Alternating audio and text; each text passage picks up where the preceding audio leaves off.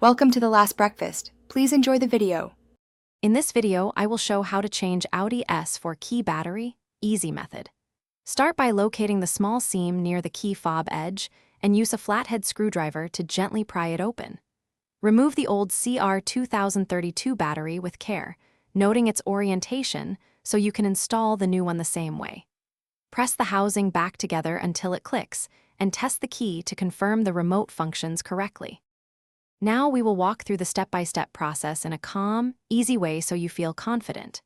Remove the emergency key blade, then locate the seam and gently pry the fob open with a flathead screwdriver.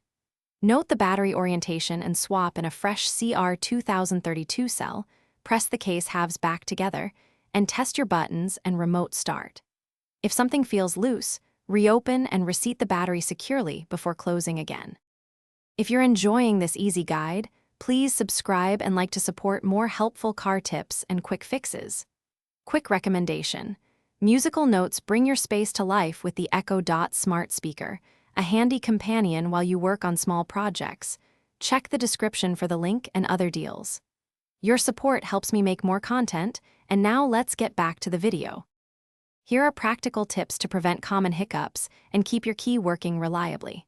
Always use a fresh CR2032 from sealed packaging and avoid touching the metal contacts with your fingers.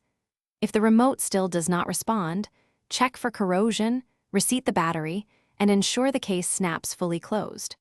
For persistent problems, visit a dealer or locksmith who can diagnose internal circuit issues or key programming.